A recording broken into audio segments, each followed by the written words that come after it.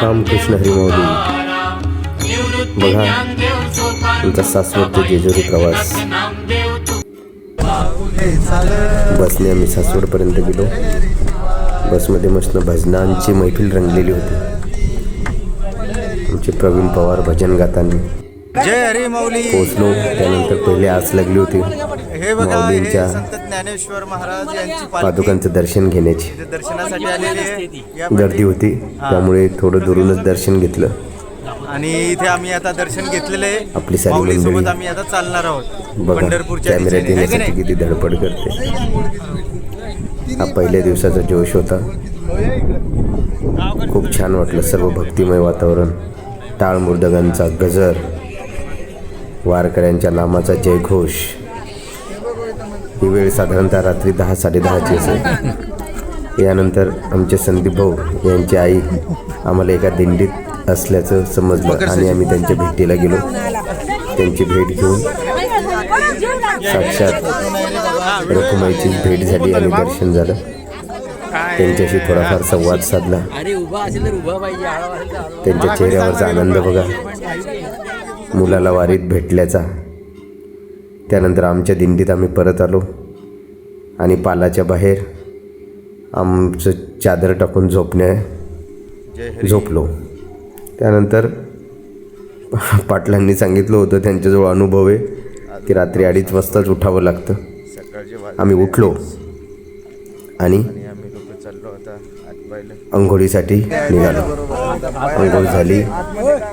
आमच्या दिंडीतला जो ट्रक होता सामान वाहक, त्यामध्ये आमच्या बॅगा वगैरे टाकल्या आणि भल्या पहाटे घरून दिलेला शिदा म्हणजे दशम्या याच्यावर ताव मारला. 3:30ची वेळ असेल. बघा या माऊल्यांचा उत्साह, त्यांच्या चेहऱ्यावरील आनंद किती आहे बघा. करोडो रुपये विकत घेऊन पण हा आनंद विकत घेता येत नाही. एवढा आनंद, ना कसली तमा, न कसली चिंता, न कसली फिकीर. डोईवर तुळशीचं रोपटं आणि माऊल्या निघाल्या पंढरीकडे. हे आमच्या बेंडोजी बाबा दिंडीचे विनेकरी. त्यांची खूप आम्हाला मदत झाली. त्यांच्यासोबतच आम्ही आमचा पुढचा प्रवास सुरू केला. असंख्य वारी पंढरपूरला निघालेल्या आहे. थोडा चहा घेऊया म्हटलं. जाताना दिंड्या वगैरे बघितल्या. आता इथून हे लोक माऊलीच्या रथामागे आमच्या दिंडीचा क्रमांक 17 होता. तो येईपर्यंत थोडी वाट बघितली आणि तिथूनच आम्ही पुढे निघालो. पण काय मित्रांनो, आपले मित्र नेहमी जिथे गेले तिथे कविता करा असं सांगतात. अरे वा वा वा. आता आमचा विनोद करतात का काय काय माहित, आणि आम्ही लागलो कविता करायला. 3 दिवसाची ही वारी आहे. विकास आणि सचिन त्याच प्रपंचाच्या त्यांच्या चेहऱ्यावरचं हास्य. मग मी कविता करताना असो माऊलीच्या मायेनं पाटील भजन मला म्हणताना जन्माचं असो, मरण विसरून उपरोधी कसं हास्य असतं. पण तेही आपल्याला आवडतं. काय करणार, मित्र आहेत गजर आपले. असाच वा धुळीत या सांभाळून देहाला घ्यावं वाकू दे. वा संसारात कोरड्या पडलेल्या या जीवाला आज तुझ्या प्रेमाच्या पुरात वाहू दे. वा वा वा वा प्रेमाच्या पुरात वा. जोरदार कविता झाली. 6ची वेळ श्री संत बेंडोजी बाबा संस्थान माऊलीच्या आरतीची वाट बघत होतो. ही दिंडी आहे. आरती झाल्यास माऊलीच्या रथाच्या मागे निघायचं होतं. आपल्या घरी येते. हा दिंडी क्रमांक 17. रथामागे माऊलीच्या आपल्या घरी या दिंडी क्रमांक 17ची आपल्या गावी 15 ते 20 वर्षे अखंड सेवा अखंड होते सेवा गावी. सुरू आहे. पण यावर्षी आपल्या त्यांना मित्रांच्या भोजन दिलं सगळ्यांच्या जातं. सहकार्याने त्याच आणि दिंडीत बेंडोजी बाबाच्या आज आशीर्वादाने प्रवास करण्याची या वेळ. दिंडीसोबत सासवड पासून चालण्याचा योग आला. म्हणून रात्रीपासून आम्ही बेंडोजी बाबाच्या या दिंडीसोबत सहभागी झालेलो आहोत. तर हा सोहळा, याची देह आणि याची डोळा बघण्याचा हा योग. जय हरी माऊली. जय हरी माऊली. आणि इथे बऱ्याच दिंड्या इथे आलेल्या आहेत.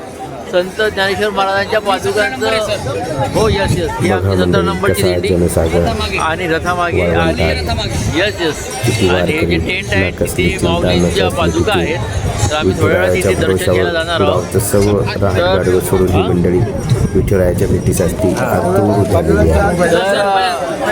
हे आमचे सूर्यकांत सर. उत्साहाने या दिंडीमध्ये पदयात्रा करत आहोत आणि खूप त्यांनी यावेळेस ब्लॉग तयार करायची जबाबदारी माझ्याकडे त्यांनी दिली.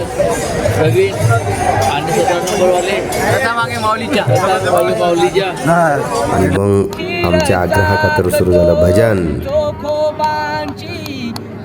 राखतो हा नाम्याची खीर वीर चाखतो चोखोबांची गुरे राखतो पुरंदरा. वा, काय आवाज, काय आला.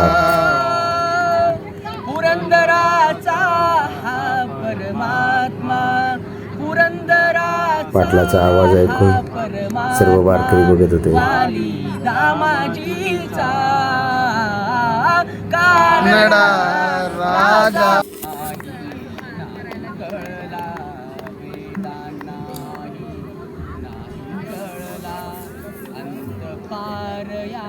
एकावर एक असे 2-3 भजनं झाले.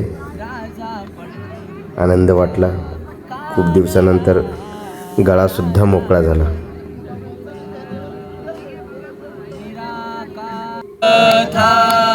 जाऊ पाहे नको देवरा. पाटील काही थांबायचं नाव घेत नव्हतं, पण आम्ही थांबलो कारण की दिंडी निघाली होती. बघा, हे वारकरी, असंख्य वारकरी विना चप्पल विना बूट या वारीत विठुरायापर्यंतचा प्रवास पायी करतात. दिंडीचे ध्वज पताका घेण्याचा मान आम्हा सर्वांना मिळाला. आम्ही सर्व दिंडीच्या सोबत, दिंडीच्या पुढेही चालत होतो. खूप नयनरम्य सोहळा. असं म्हणतात ना की ऐसा सोहळा स्वर्गीही नाही. साक्षात देवसुद्धा झुरतो म्हणतात पंढरीच्या दिशेनं वारकऱ्यांसोबत चालायला. पण त्याच्याही नशिबात आहे का नाही माहीत नाही, पण आपल्या नशिबात यावर्षी होतं.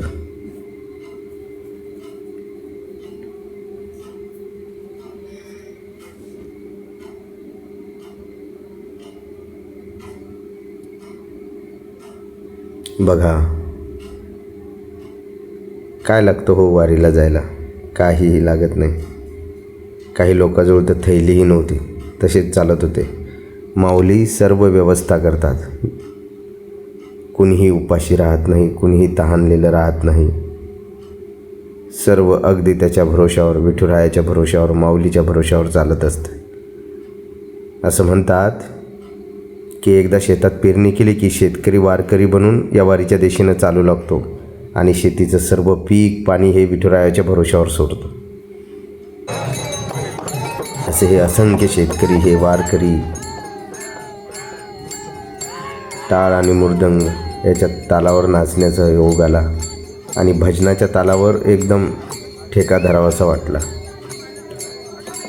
एकदम जी मनातल्या चिंता, क्लेश, दुःख सर्व विसरल्याचा भास झाला आणि मनसोक्त विठुरायाच्या चरणी भजनाच्या तालावर ठेका धरला. दुपारी दिंडीचं जेवणाचं झालं आणि मग पाय थकलेले असताना बघा आमची वारकरी मंडळींनी विसावा घेतला. अशा रीतीने आमचा पहिला दिवस संपला. रामकृष्ण हरी माऊली.